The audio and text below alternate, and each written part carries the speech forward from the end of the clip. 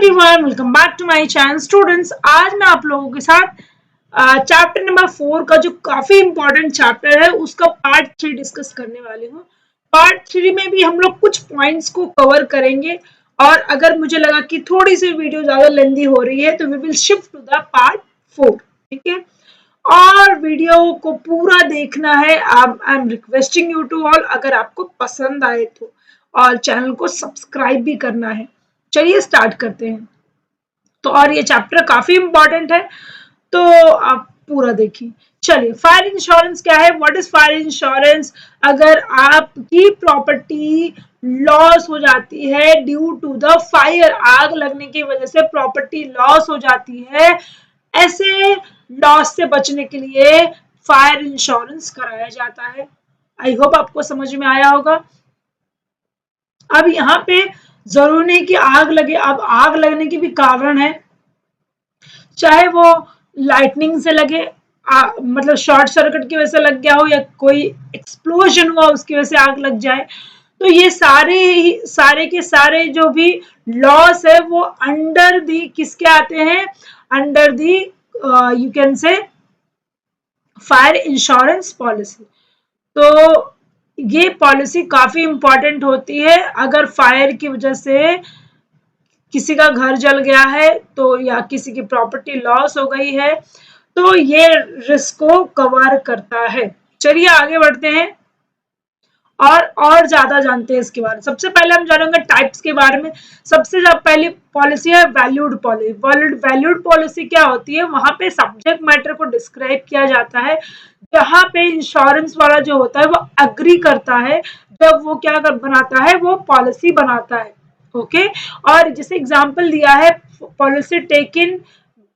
Policy can be taken for art work, sculpture, print. अब यहाँ पर कैसा है कि आपने जस्ट आपकी प्रॉपर्टी के लिए इंश्योरेंस लिया है, लेकिन आपके घर में कोई महंगी वस्तु है जो उस दौरान जल जाती है, तो फायर इंश्योरेंस कंपनी उसका भुगतान नहीं करेगी। इसको वैल्यूड पॉलिसी कहा जाता है।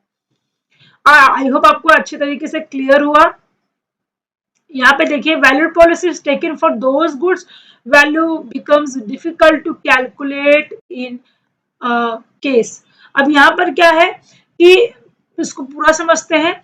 द इंश्योरर हैज टू पे स्पेसिफिक अमाउंट और value irrespective of amount of loss caused due to fire. Valued policy is taken for those goods whose value become difficult to calculate in the case. अब यहाँ पर कैसे, मैंने अभी बताया आपको कि उसको क्लेम नहीं करता, लेकिन अगर वो सारी चीजें स्पेसिफिकली मेंशन की जाए, बताई जाए कि इसकी वैल्यू इतनी थी, इसकी वैल्यू इतनी थी, इसकी वैल्यू इतनी थी, तब वो जाके रिकवर होती है। लेकिन स्टार्टिंग में बताया कि जब आप पॉलिसी बनाना स्टार्ट करते हैं, उसी टाइम आपको ये सारी चीजों की वैल्यू जो है रजिस्टर्ड करानी पड़ती है, तभी ये कवर होता है। अदरवाइज आपकी जो एक्चुअल प्रॉपर्टी है वही उसी का कंपेंसेशन मिलेगा। जो आपकी और भी बहुमूल्य वस्तु है आपके घर में है, ड्यूरिंग द फायर वो जल जाती है, तो उसका लॉस कंपनी नहीं रिकवर या कंपेंसेट नहीं करेगी।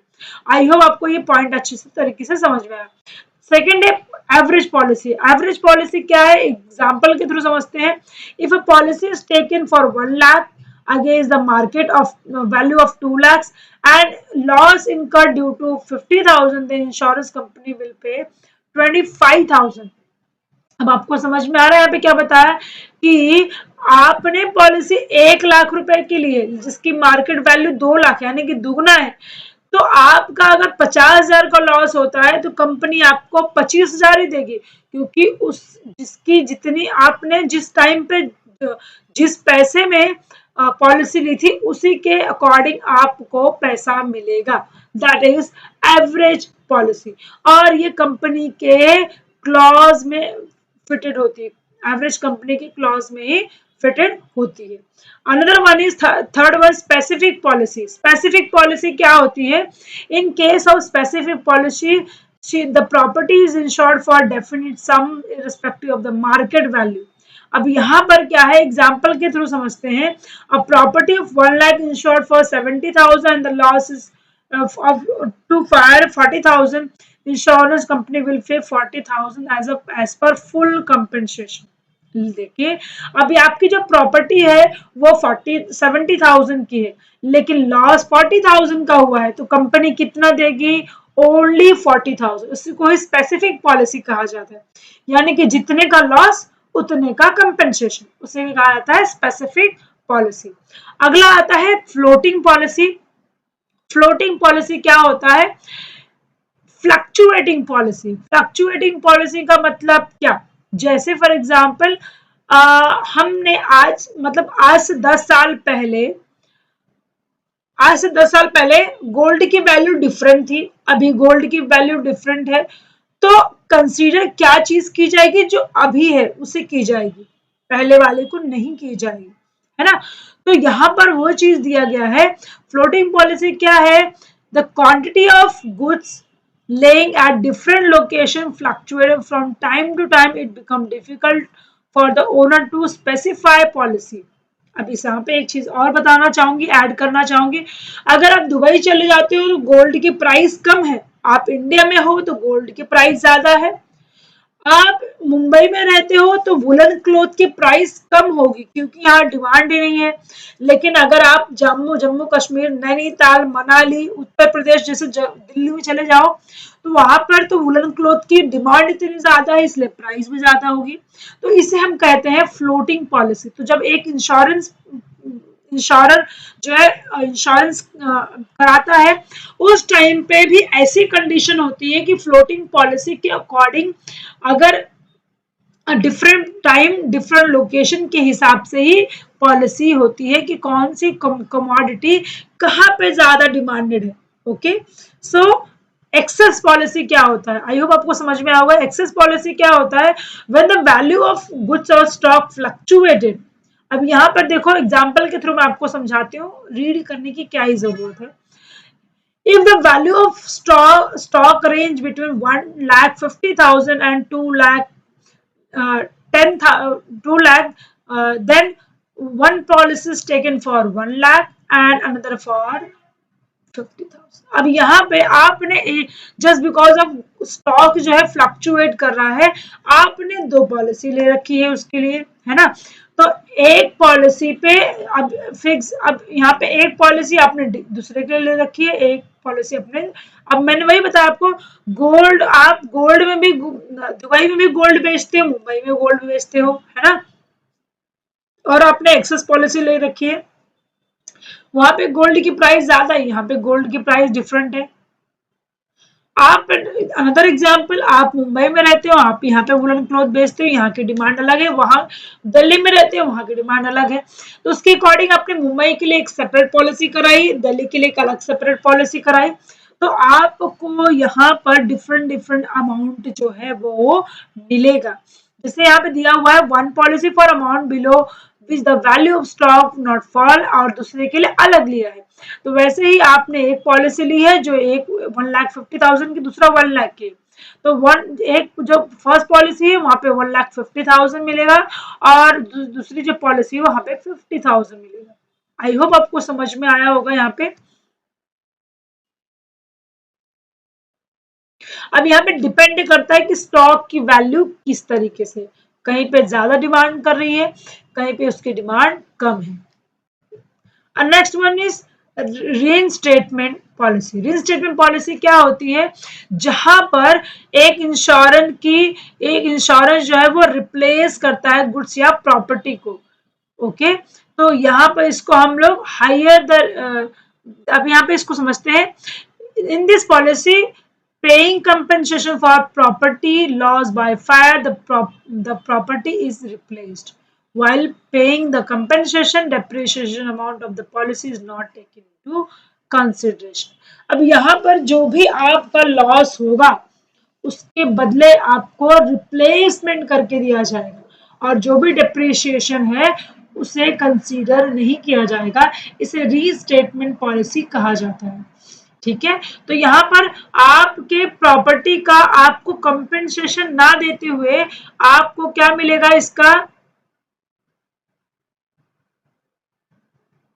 आपको कंपेंसेशन ना देते हुए आपको रिप्लेस करके दिया जाएगा। आप जैसे फॉर एग्जांपल आपका मिक्सर खराब हो गया और आप लेकर गए, तो आपने दुकानदार को दे, दुकानदार ने क्या किया, उसको रिप्लेस करके दे दिया, उसके बदले नया। काइंड ऑफ स्टेटमेंट पॉलिसी में दिखा बताया जाता है। Next is comprehensive policy. ये पॉलिसी ऐसी है, it does not cover loss due to riots and war. अगर आपने फायर इंश्योरेंस पॉलिसी ली है, तो अगर आग लगने की वजह से अगर आपकी प्रॉपर्टी डैमेज हुई है, तभी दे विल कंसीडर। लेकिन आपकी खुद की मतभेद की वजह से, आपके झगड़ों की वजह से आग लग गई है, ऐसा कोई सिंगल रीजन है, तो दे विल नॉट कंसीडर। लेकिन अगर वो रिस्क फायर, एक्सप्लोजन, अर्थक्वेक या फ्लड के द्वारा होता है, तो वो कंसीडर किया जाएगा in the comprehensive policy. Consequential loss policy, consequential loss policy में यहाँ पे मटेरियल लॉस को ही कंसिडर किया जाता है।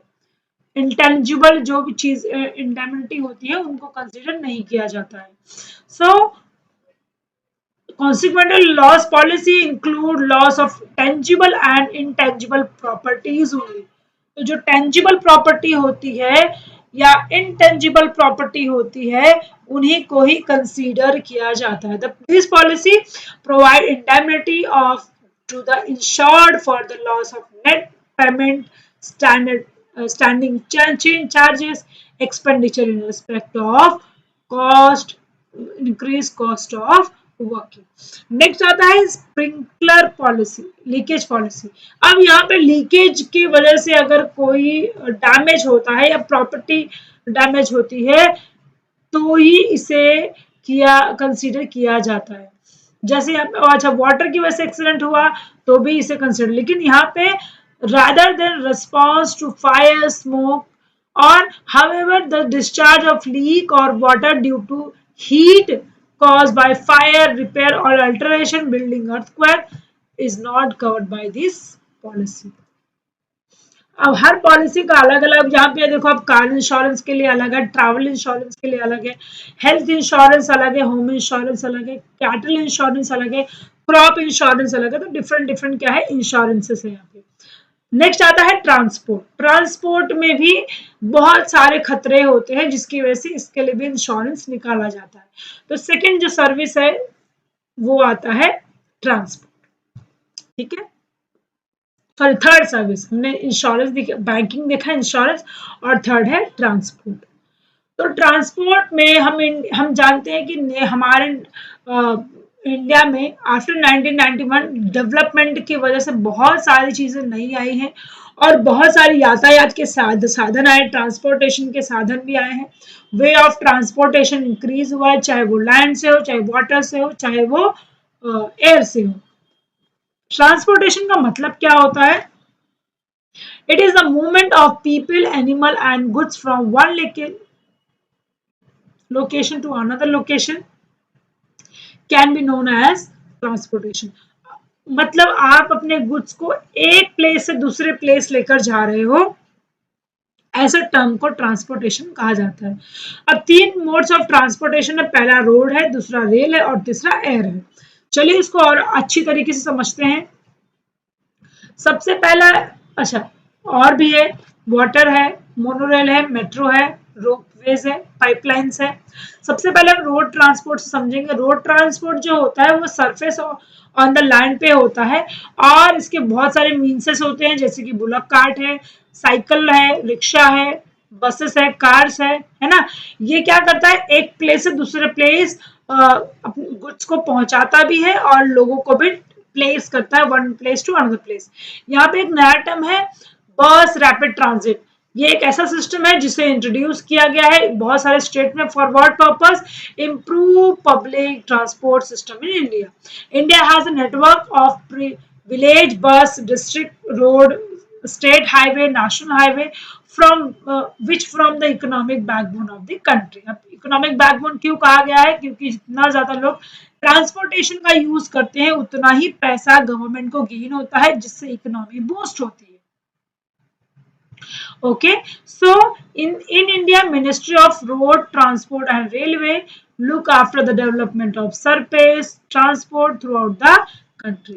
एडवांटेजेस की बात करते हैं, सबसे पहला एडवांटेज ये है कि ये सबसे सस्ता मोड है, चीप मोड है, जिससे as compare to other mode of transport बहुत सस्ता है। आप एक जगह से दूसरी जगह बहुत ही कम पैसे में जा सकते हो। दूसरा है यहाँ पे पेरिशेबल गुड्स को भी आप स्पीडी वे में, फास्ट वे में ट्रांसपोर्ट कर सकते हो, और वो भी शॉर्ट टाइम में।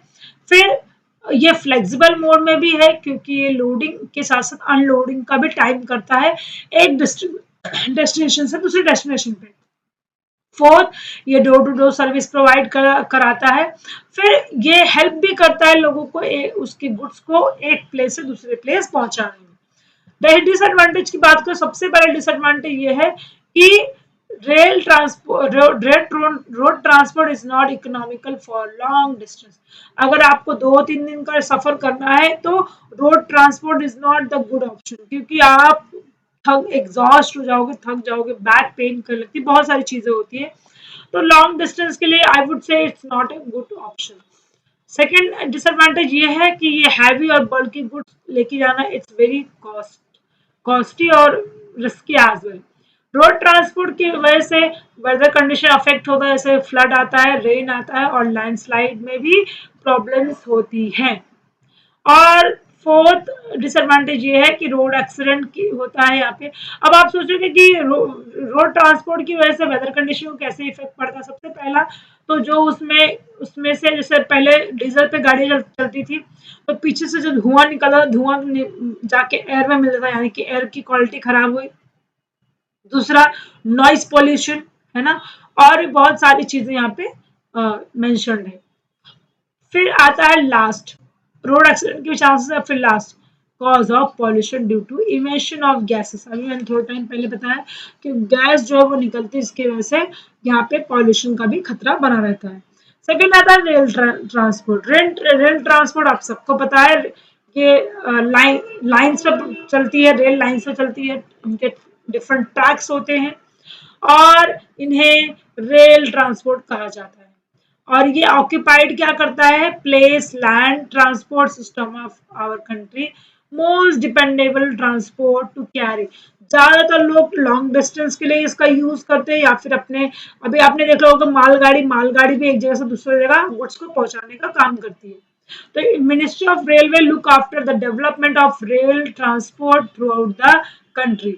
Indian Railway runs various types of train like passenger train, mail, express, cargo, goods train, some popular train और भी popular train है, जैसे राजधानी एक्सप्रेस है, दुरंतो एक्सप्रेस है, शताब्दी है, इंटरसिटी एक्सप्रेस है, वंदे भारत है, वंदे भारत तो अभी लॉन्च हुई है, हॉलीडे स्पेशल ट्रेन है, ये सारी ट्रेन ऐसी जो स्पेशल ट्रेन है। और Indian railway also run luxury train भी है, जैसे कि व्हील पैलेस ऑन व्हील है, डिकेन ऑटसी है, रामायण एक्सप्रेस है, महाराजा एक्सप्रेस है, और जिससे डोमेस्टिक टूरिज्म जो है, अभी आप महाबलेश्वर चले जाओ या फिर आपको माथेरान चले जाओ, तो आपको डिफरेंट ट्रेन देखने की मिलेगी, वो काफी फैंसी होती है, और देखने के लोग उतना दूर जाते भी हैं। इसकी भी एडवांटेजेस है। सबसे पहला एडवांटेज ये है कि ये कन्वीनियंट मोड है, जिससे आप ट्रैवलिंग के लिए यूज करते हो, लॉन्ग डिस्टेंस जर्नी के लिए। फिर आप ये बहुत हैवी गुड्स को, बल्कि गुड्स को कैरी करता है for one distance to another distance. Third advantage ये है फास्टर मोड है। फोर्थ एडवांटेज ये है कि ये मतलब वेदर के को भी ज्यादा अफेक्ट नहीं करता है। फोर्थ एडवांटेज ये है कि ओके, फिफ्थ एडवांटेज ये है कि ये सेफ्टी और सिक्योरिटीज को भी प्रमोट करता है of goods on person as well. Disadvantage की बात करें तो सबसे पहला है कि costly for goods carrying passenger for short distance. अगर आप शॉर्ट डिस्टेंस के लिए गुड्स को कैरी करते हो तो थोड़ा सा कॉस्टली हो जाता है। फिर आता है not available for remote part of the country. अलग आप एक देश से दूसरे देश नहीं जा सकते हो, सबसे बड़ा डिसएडवांटेज ये भी है। फिर दूसरा है it involve heavy losses of life. अगर एक्सीडेंट हो जाता है तो अभी कुछ टाइम पहले स्टेट में एक्सीडेंट हुआ था ट्रेन का, और ट्रेन पटरी से नीचे आ गई थी, भाई साहब बहुत सारा नुकसान होने के साथ साथ बहुत लोगों की जान भी गई थी। Fourth, time flexibility is not there. आपका टाइम बोला है 7 बजे पहुंचाएगा, तो वो आपको पहुंचाते पहुंचाते 12 बजा देगा। सबसे बड़ा तो डिसएडवांटेज यही है। और पता है क्या सबसे बड़ी बात ये होती है कि जब अगर हम ट्रेन से जा रहे हैं ना, अगर हमारा स्टेशन नेक्स्ट स्टेशन है, तो भाई साहब आपको जब तक रुला नहीं देगा ना तब पहुंचाएगा नहीं। सबसे बड़ी तकलीफ की बात यही है ट्रेन, बहुत बहुत दुख की बात है। मुझे तो बहुत इरिटेटिंग लगता है। अगर लखनऊ हम है और नेक्स्ट स्टेशन हमारा है, तो वो नेक्स्ट स्टेशन जाते जाते तो कम से कम 3-4 घंटे तो ले ही लेगा, जगह जगह खड़े हो जाएगा, पता नहीं क्या क्या क्या करते हैं। Fifth, it does not provide door to door service as well. Next transport की हम बात करते हैं, दैट इज एयर ट्रांसपोर्ट। ये क्या है? ये एक ऐसा ट्रांसपोर्ट है जहां पे आप आसमान से उड़ते उड़ते अपने डेस्टिनेशन को पहुंचते हो। तो ये डोमेस्टिक में मिलता है, इंटरनेशनल में मिलता है। डोमेस्टिक में आप एक स्टेट से दूसरे स्टेट जा सकते हो, और इंटरनेशनल में आप एक कंट्री से दूसरे कंट्री जा सकते हो। इससे एयर ट्रांसपोर्ट कहा जाता है। आप समझते हैं थोड़ी से जहां डीप में। Air transport carry the goods and passenger through airway by using different cards like passenger, aircraft, cargo, helicopter. And this is the fastest mode. देखो अभी ये सबसे फास्टेस्ट मोड है भाई, 1.5 घंटे में मुंबई से यूपी पहुंचा देता है ये of transport, but it does not provide door to door service. ये एक डिसएडवांटेज है इसका। एंड इन हिली और mountain area where there are modes of transport is not accessible, air transport is important and convenient mode of transport। ये काफी easy transport हो जाता है जहाँ पे हिली एरिया है। And air transport is also suitable mode in case of emergency like war, medical, natural calamity, rescue operations। ये सब चीजों में ज्यादा ही इम्पोर्टेंट रोल प्ले करता है एयर ट्रांसपोर्ट।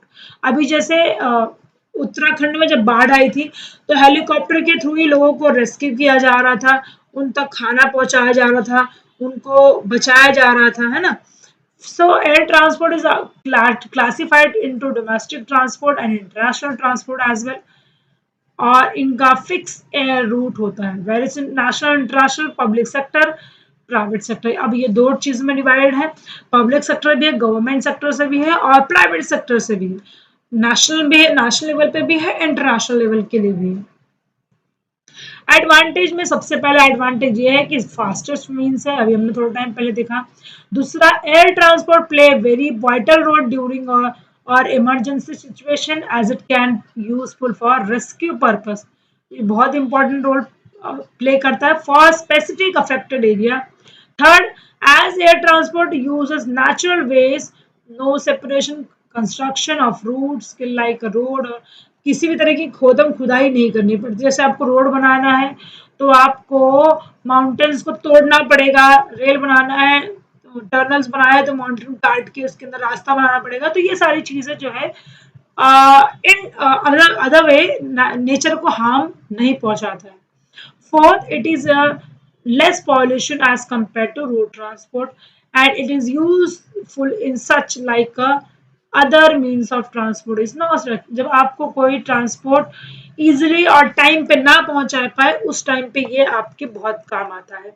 डिसएडवांटेज की बात करो, सबसे बड़ा डिसएडवांटेज ये एक्सपेंसिव। भाई साहब, आप 5,000 में खाते पीते घर पहुंच के आराम कर सकते हो। यहाँ पे 5,000 की एक टिकट आती है, 5,000 में आप 5 लोग जा सकते हो बाय ट्रेन, और यहाँ पे 5,000 में आप अकेले जा सकते हो। दूसरा, इससे भी वेदर कंडीशन को अफेक्ट होता है। तीसरा, शॉर्ट डिस्टेंस के लिए ये सूटेबल नहीं है। जैसे आपको कहीं पे 1 घंटे में पहुंचना है तो ये नहीं जा सकते, उसके लिए आप बाय रोड ही जा सकते हो। It require huge investment cost such as construction of airport, runway, traffic control tower as well. Next, air transport is a subject to international restrictions as airplanes some nation are not allowed to fly over the। ये भाई ये सबसे बड़ा तकलीफ का बात है। अगर सपोज जापान ने बोल दिया मेरे ऊपर से नहीं उड़ने का, तो फिर मेरे ऊपर से नहीं उड़ना पड़ेगा। जापान को छोड़ के आपको दूसरे कंट्री से होते हुए जाना पड़ेगा, पर जापान के टेरिटोरियल बाउंड्री के में आसमान में आप नहीं उड़ सकते हो। अदरवाइज आपको फाइन भरना पड़ेगा या आप उनके कंडीशंस के खिलाफ जाओगे। तो ये तो बहुत बहुत ही बड़ा डिसएडवांटेज है। Number next is water transport. Water transport क्या है? जब आप पानी के द्वारा यात्रा करते हो उसे वाटर ट्रांसपोर्ट कहा जाता है। So water transport refers to movement of goods and passenger on water by using of means like boat, steamer, launcher और शिप। मतलब आप इनके थ्रू इधर आप ट्रैवल करते हो, इधर आप अपने गुड्स को एक जगह से दूसरी जगह पहुंचाते हो।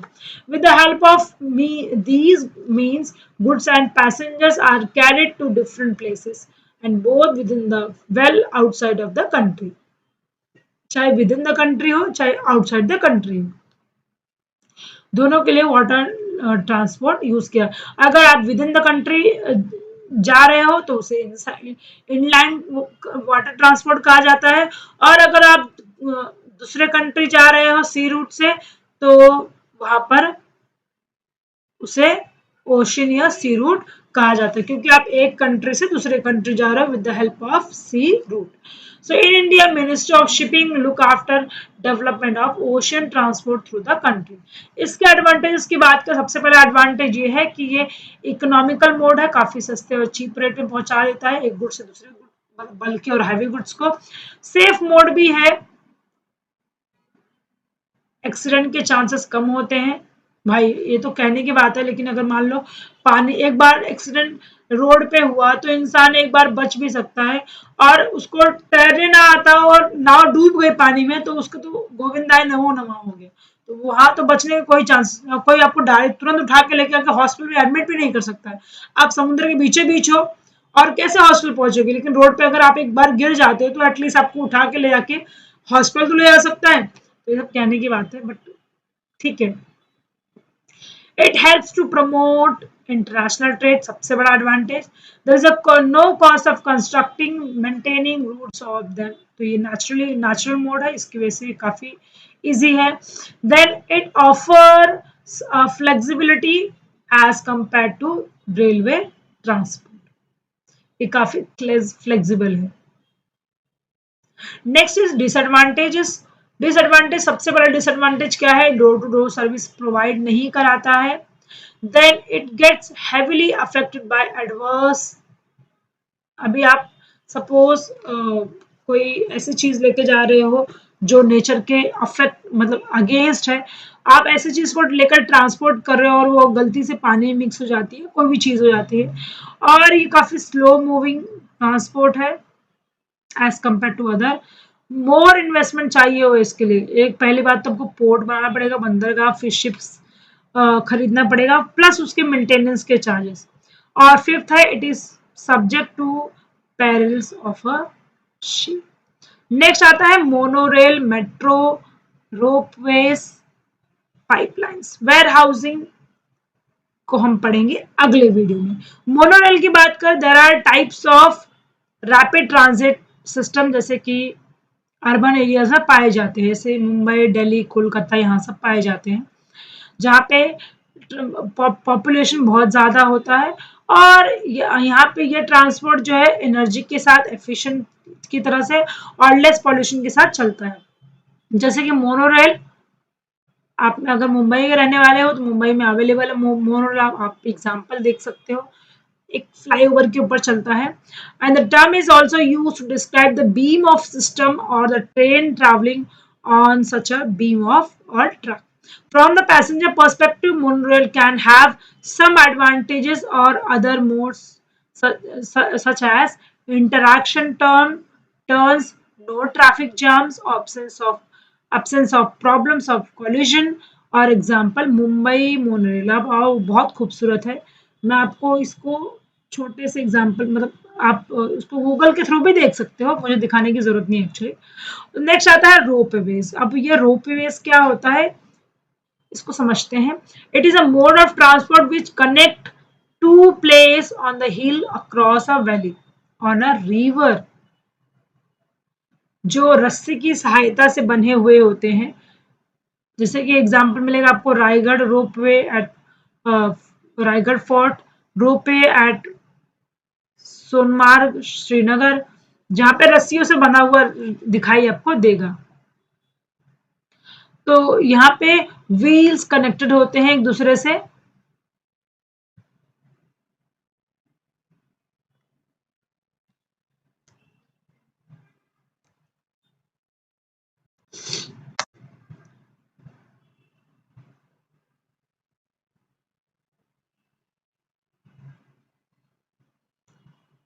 आपको इस तरीके से रोपवेज दिखाई देंगे, जहाँ पे माउंटेन स्पेशली एरिया में, जहाँ पे आपको एक जगह से दूसरे जगह ट्रैवल करना होता है, तो आपको इस तरीके से विजिबल होगा। इन्हें कहा जाता है रोपवेज। आई होप आपको समझ में आया होगा अच्छे तरीके से। नेक्स्ट आता है पाइपलाइन ट्रांसपोर्ट। पाइपलाइन ट्रांसपोर्ट क्या होता है? ये पाइपलाइन के थ्रू होता है, मोस्ट कॉमनली लिक्विड हो या गैस हो, और शॉर्ट डिस्टेंस में ही, या जैसे इन्हें जहाँ कहाँ पर इसकी एग्जिस्टेंस होती है, सीवेज गटर के नाले में, स्लरी में, water for long distance network are use for the petroleum and natural gases. इसका भी मैं आपको एग्जांपल दिखा देती हूँ, तो आपको अच्छी तरीके से समझ में आएगा। Pipeline transport,